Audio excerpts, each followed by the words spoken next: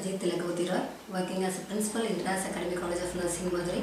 As part of my PhD program, I would like to do video assisted teaching program on iron deficiency anemia among adolescent high school girls in Madurai. In this moment, I would like to thank my research guide, Dr. Porpudi Madam.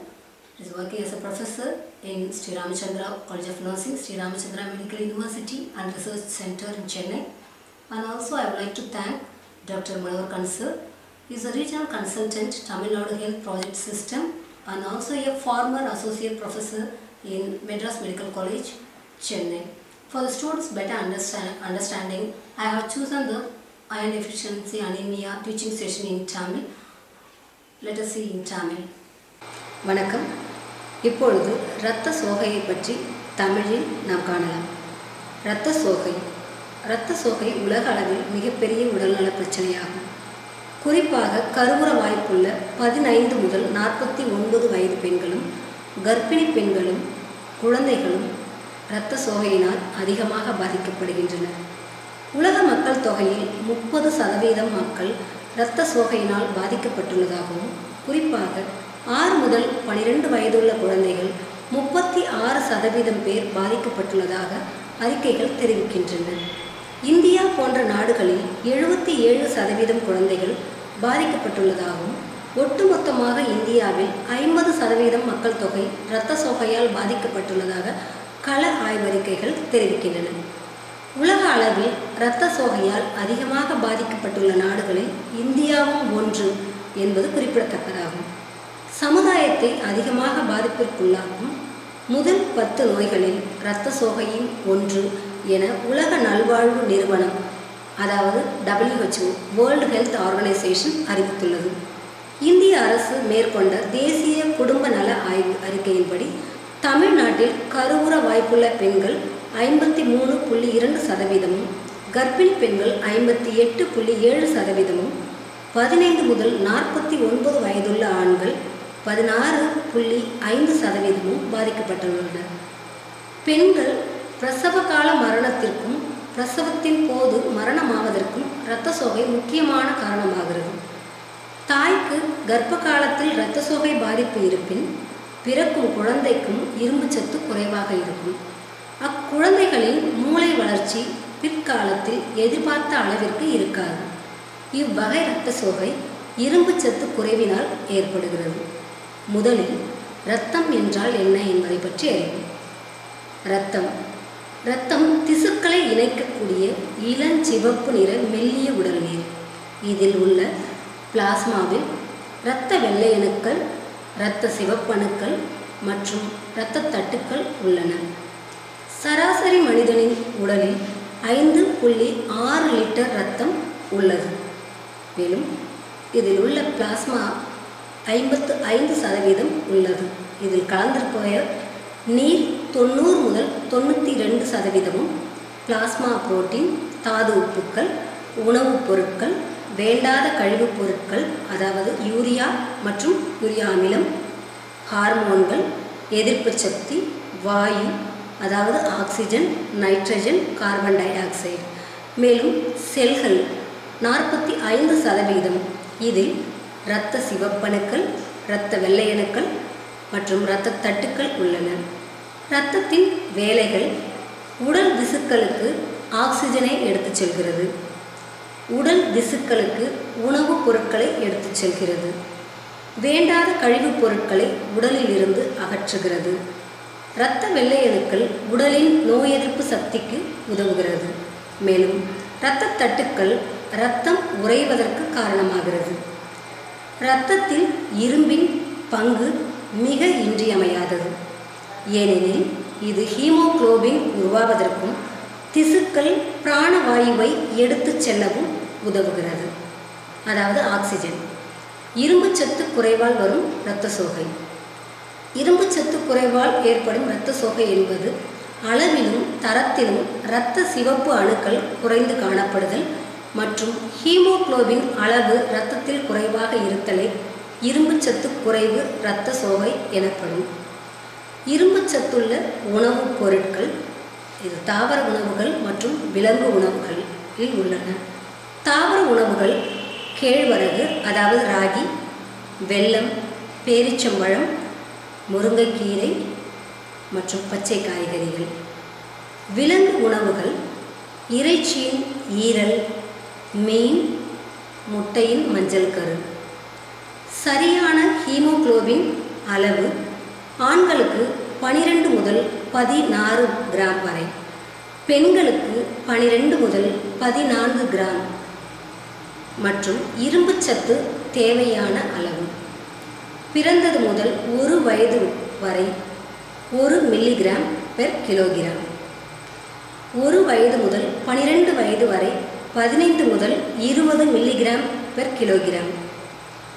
13 முதல் 18 வயது வரை 15 முதல் 20 milligram per kilogram மற்றும் பொதுவாக ஆண்களுக்கு 25 milligram per kilogram, பெண்களுக்கு 30 milligram per kilogram, கர்ப்பிணிகளுக்கு 40 milligram per kilogram மற்றும் பாலூட்டும் தாய்மார்களுக்கு 30 மில்லிகிராம் பெர் கிலோகிராம். இரும்புச்சத்து குறைவால் பொதுவாக பாதிக்கப்படுபவர்கள். இரும்புச்சத்து இரத்த சோகை என்பது அனைத்து தரப்பினரையும் பாதிக்கக்கூடியது. பொதுவாக வயது வந்த பெண்கள், கர்ப்பிணிகள், பாலூட்டும் தாய்மார்கள் மற்றும் குழந்தைகள். இரத்த சோகையின் காரணங்கள்: இரும்புச்சத்து அதிகமுள்ள உணவு வகைகளை எடுத்துக்கொள்ளாமல் இருத்தல். எடுத்துக்காட்டாக கேழ்வரகு, வெல்லம், ஈரல், முருங்கைக்கீரை மற்றும் பல. குழந்தை பருவத்தில் குடற்புழு அதாவது கொக்கிப்புழு தொற்றால் குழந்தைகள் பாதிக்கப்படுதல். அதிகமாக மாதவிடாய் இரத்தப்போக்கு, வாத நோய் மற்றும் புற்றுநோய் போன்ற நோயால் பாதிக்கப்பட்டவர்களுக்கும் எலும்பு மச்சை, சிகப்பணு உற்பத்தியாகும் இடம். சரியாக இரும்புச்சத்தை பயன்படுத்த இயலாமையால் சிகப்பணு உற்பத்தி பாதிக்கப்படுவதால் இரத்த சோகை ஏற்படும். குடற்புழு தாக்குதல், விபத்துக்களின் போது அதிக இரத்தப்போக்கு, நீண்ட கால வயிற்றுப்புண், குடற்புண் ஆகிய பாதிப்பால் குடற்பகுதியில் இரத்த கசிவு ஏற்பட்டு மலம் மூலம் வெளியேறும். நீண்ட நாள் ஆஸ்பிரின் மாத்திரை சாப்பிடுபவர்களுக்கு குடலில் இரத்த கசிவு எவ்வித அறிகுறியும் இல்லாமல் ஏற்படும். உடல் சுத்தமின்மை, வறுமை மற்றும் சுற்றுப்புற சுகாதாரமின்மை. டீ, காஃபி அதிகம் குடிப்பதால் அதிலுள்ள டேனின்கள் இரும்பு சத்தை குடல் கிரகிக்கப்படுவதை தடுக்கிறது. மேலும் இரத்த சோகையின் அறிகுறிகள். எவ்வாறு நமது இரத்த சோகையை கண்டறியலாம்? எளிதில் களைப்படைவார்கள். முகம், கண், இமை, நகம் வெளுத்து காணப்படுதல். கண்களில் வெண்ணிற படலத்தை நாம் காணலாம். தலைவலி, எளிதில் கோபமடைதல், சிறிது தூரம் நடந்தாலும் மாடிப்படி ஏறினாலும் மூச்சு எடுக்கும், குளிர்ச்சி தாங்காமை, மலச்சிக்கல், மாதவிடாய் சரியாக இல்லாமல் இருத்தல், நாள்பட்ட நோய் நிலையில் சரியாக பசி எடுக்காது, இதய துடிப்பு அதிகரிக்கும், மேலும் முடி, நகம் எளிதில் உடையும். இவ்வாறு ஏற்படும் அறிகுறிகள் எவ்வாறு உருவாகின்றன? முதலில் குடற்புழு தாக்குதலால். இந்த குடற்புழு தாக்குதலினால் இரத்தம் இழப்பு ஏற்படுகிறது. இந்த இரத்த இழப்பு ஏற்படும் போது பசி குறைகிறது. பசி குறையும் போது உணவு உட்கொள்ளுதல் குறைவாகவே காணப்படும். அவ்வாறு உணவு உட்கொள்ளுதல் குறைவாக காணப்படும் போது இரத்தத்தில் இரும்பு மற்றும் ஹீமோகுளோபினின் அளவும் குறைந்து காணப்படும். இரத்தப்போக்கு அதிகரித்தலினால் இரத்த சிவப்பு அணுக்கள் அதிகமாக குறைந்து காணப்படும். இரத்தத்தில் இருக்கும் ஹீமோகுளோபின் அளவு குறைந்து செல்களின் உருவம் மாறுபடும். இரத்த சிவப்பு செல்கள் ஒழுங்கற்ற வடிவங்களாகி விடுகிறது. மேலும் செல்கள் தங்களது ஆக்சிஜன் அதாவது பிராணவாயுவை எடுத்து செல்லும் திறன் குறைகிறது. செல்லின் ஜீரணம் பாதிக்கப்படுகிறது. இரத்தம் வெளிர் சிவப்பு நிறத்தில் மாறுகிறது. இவ்வாறு மாறுதலினால் கண்ணின் வெண்படலம், நகம், நாக்கு மற்றும் தோல் வெளிர்ந்து காணப்படுகிறது. இவ்வாறே நாம் கண்டறிய முடியும் இரத்த சோகையை. இதனை பரிசோதனை செய்யும் முறை. இதை இரத்த பரிசோதனை மற்றும் மல பரிசோதனையின் மூலம் அறியலாம். இரத்த பரிசோதனையில் ஹீமோகுளோபின் அளவு கண்டறியலாம். இரத்தத்தில் இரும்பின் அளவு கண்டறியலாம். மேலும் மல பரிசோதனை, மலத்தில் உள்ள முட்டை கண்டறிதல். இரும்புச்சத்து குறைவு இரத்த சோகை சிகிச்சை. சிகிச்சையின் முதலில் இரத்த சோகைக்கான காரணங்களை கண்டறிய வேண்டும்.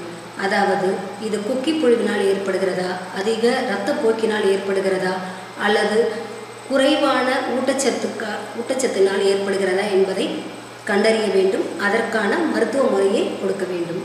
ஹீமோகுளோபின் அளவு சரியான அளவு வரும் வரை இரும்புச்சத்து மாத்திரைகள் கொடுக்க வேண்டும். இரும்புச்சத்து அதிகமாக உள்ள உணவுப் பொருளை சாப்பிடுதல். ஆபத்தான நிலையில் இரத்தம் ஏற்றுவது மிகவும் அவசியம். உணவில் உள்ள இரும்புச்சத்தை அதிகமாக உட்கிரகித்து கொள்ள நாம் செய்ய வேண்டியவன: ஒவ்வொரு வேளை உணவிலும் விட்டமின் சி உள்ள உணவை சேர்த்து கொள்ளலாம். விட்டமின் சி என்பது புளிப்பான பழங்கள். உணவுடன் டீ, காஃபி சாப்பிடுவதை தவிர்க்கலாம். ஏனெனில் இதில் உள்ள டேனின்கள் உடலில் இரும்புச்சத்து உடல் கிரகிக்கப்படுவதை தடுக்கிறது. காய்கறி, கீரை வகைகளை ஒரு வாரத்திற்கு குறைந்தது 4 அல்லது 5 முறை உணவுடன் சேர்த்து கொள்ளலாம்.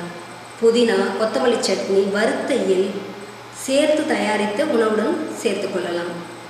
பேரிச்சம்பழம், ஆப்பிள் சாப்பிடலாம். முளைவிட்ட தானிய வகைகள், புளிக்க வைத்த கூழ் போன்ற உணவுகளை தினமும் சாப்பிடலாம். இதனால் உணவுப் பொருட்களில் உள்ள விட்டமின் சி அதிகரிக்கும். சிறிய அளவில் முந்திரி, கடலை போன்ற கொட்டை வகைகளை சாப்பிடலாம்.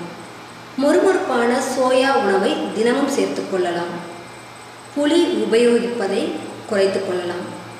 மாமிசம் சாப்பிடுபவர்கள் வாரத்திற்கு 1 முறையாவது மாமிசம் சாப்பிடலாம்.